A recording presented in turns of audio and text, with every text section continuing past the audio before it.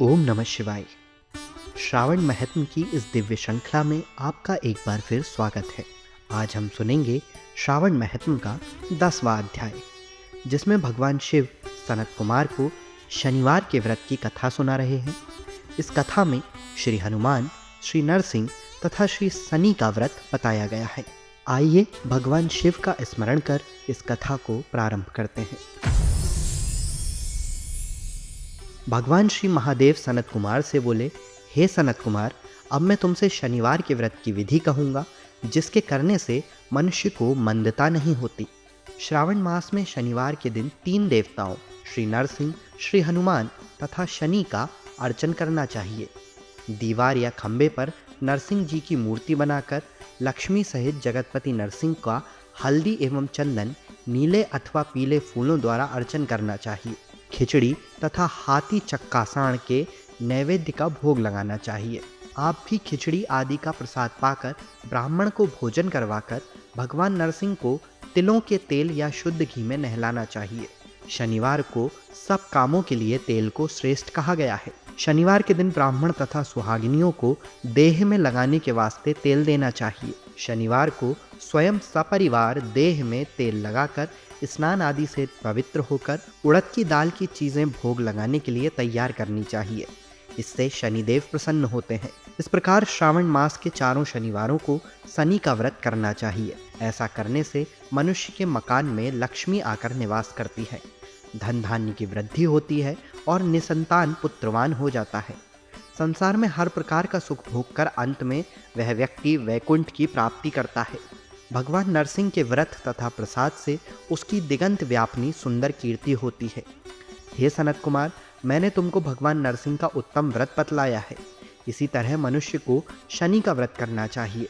अब मैं तुम्हें शनि के व्रत के संबंध में कथा बतलाऊंगा। एक लंगड़े ब्राह्मण या उसके ना मिलने पर किसी अन्य ब्राह्मण को तिल का तेल मलें और गर्म पानी से स्नान करवाकर ऊपर नरसिंह जी के व्रत में बतलाया गया भोजन करवाकर शनि के प्रीत्यर्थ तेल, लोहा, तिल, उड़द तथा कंबल का उसको दान करना चाहिए। इससे शनिदेव प्रसन्न होंगे। मन में ऐसा विचार करना चाहिए। शनिदेव को तिलों के तेल से नहलाना चाहिए। शनिदेव की पूजा के लिए तिल, उड़द तथा चावल उत्तम माने गए हैं। हे सौम्य, अब मैं शनिदेव के ध्यान के संबंध में बतलाऊंगा। आप सावधान होकर सुनिए।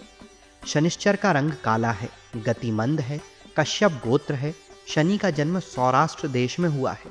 सूर्य नारायण पुत्र वरदाता है। इंद्र नीलमणि तुल्य कांतिमान है। वाण, धनुष तथा त्रिशूलधारी है। गिद्ध की उनकी सवारी है। यम अधिदेवता है। कस्तूरी, अगर, चंदन तथा गुग्गल और नैवेद्य में उड़द की खिचड़ी प्रिय है। शनि के अर्चन में लोहे की प्रतिमा बनानी चाहिए। दान देने के लिए काले रंग का ब्राह्मण उत्तम है। उसे 2 काले कपड़े तथा काले रंग की गाय बछड़े सहित दान में देनी चाहिए और प्रार्थना व स्तुति भी करनी चाहिए। आगे की कथा ध्यानपूर्वक सुनो। राजा नल का राज्य जब चला गया था तो राजा नल ने शनिदेव की आराधना की थी। शनिदेव ने प्रसन्न होकर उन्हें दोबारा राज्य प्रदान किया। मनुष्य को चाहिए कि वह इस प्रकार शनिदेव की आराधना कर कहे कि मेरे ऊपर शनिदेव प्रसन्न हो। नीलांजन के तुल्य कीर्तिमान, अतिमंद, भ्रामी, छाया नामक स्त्री से सूर्य द्वारा उत्पन्न शनिश्चर को मैं नमस्कार करता हूँ। मंडल कोण में स्थित पिंगल नामक शनिदेव को मैं नमस्कार करता हूँ। हे देवेश, मुझ अति दीन पर कृपा करो। इस प्रकार स्तुति कर बारंबार प्रणाम करना चाहिए। शनिदेव के अर्चन में शन्नो देवी इस मंत्र का उच्चारण करें। 3 वर्णों के लिए वैदिक मंत्र तथा शूद्र के लिए नाम मंत्र कहा गया है। जो प्राणी सावधान मन से विधि द्वारा शनिदेव का अर्चन करता है, उसे स्वप्न में भी किसी प्रकार का भय नहीं सताता। हे सौम्य, जो मनुष्य इस प्रकार व्रत को करेंगे वह श्रावण मास के प्रत्येक शनिवार को भक्ति सहित अर्चन करेंगे, उनके यहाँ शनि द्वारा कभी पीड़ा नहीं पहुँचेगी। शनि जन्म राशि से पहले दूसरे, चौथे, 5वें, 7वें, 8वें, 9वें तथा 12वें स्थान में हो तो सदा पीड़ा पहुँचाते हैं। उनकी शांति के लिए मनुष्य को शामग्नि इस मंत्र का जाप करना चाहिए और शनि की प्रसन्नता के लिए इंद्र नीलमणि का दान करना चाहिए। हे विप्र, अब मैं तुम्हें हनुमान जी को प्रसन्न करने की उत्तम विधि बतलाऊंगा। श्रावण मास में शनि के दिन श्री हनुमान जी के प्रीत्यर्थ अभिषेक तिलों के तेल द्वारा रुद्र मंत्रों से करना चाहिए। तेल मिश्रित सिंदूर को उनकी देह में लगाना चाहिए। जपा, अर्घ तथा मंदार माला से अर्चन करके नैवेद्य के लिए उड़द के बड़े तथा अन्य उपचारों द्वारा यथाशक्ति और श्रद्धा द्वारा पूजन करना चाहिए। हनुमान, अंजनी सुत, वायुपुत्र, महाबली, रामेष्ट, फाल्गुन सखा, पिंगल, अमित विक्रम, अवधिक्रमण, सीता शोक विनाशक, लक्ष्मण प्राणदाता तथा दशग्रीव दर्पहा, इन 12 नामों को जो सुबह उठकर पढ़ता है उस मनुष्य को कभी कष्ट की अनुभूति नहीं होती तथा उसको संपूर्ण ऐश्वर्य की प्राप्ति होती है।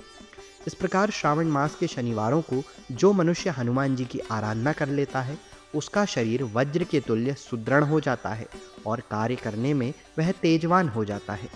वह बुद्धि विवेक से विभूषित हो जाता है, उसके शत्रु नष्ट हो जाते हैं और मित्रों की वृद्धि होती है। श्री हनुमान जी के प्रसाद से वह पराक्रमी तथा वैभवशाली हो जाता है। श्री हनुमान जी के मंदिर में बैठकर जो प्राणी हनुमत कवच का 1,00,000 पाठ करता है वह अणिमा आदि सिद्धियों का साधक हो जाता है तथा उसके दर्शन से यक्ष राक्षस भाग खड़े होते हैं। शनिवार को पीपल का स्पर्श तथा अर्चन करें। शनिवार को ही पीपल का स्पर्श करना चाहिए। इसके अलावा और किसी दिन पीपल का स्पर्श बिल्कुल नहीं करना चाहिए। शनिवार को पीपल का स्पर्श करने से सब रिद्धियाँ प्राप्त होती हैं। वैसे तो पीपल का अर्चन 7 दिन करना चाहिए, परंतु श्रावण मास में अत्यधिक यह लाभकारी है। इसी के साथ श्रावण महात्म्य का 10वां अध्याय पूर्ण होता है। कमेंट में ओम नमः शिवाय लिखें और हमें बताएं कि आप यह कथा देश के किस स्थान से सुन रहे हैं।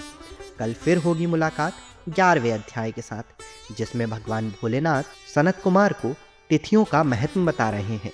तब तक के लिए हर हर महादेव।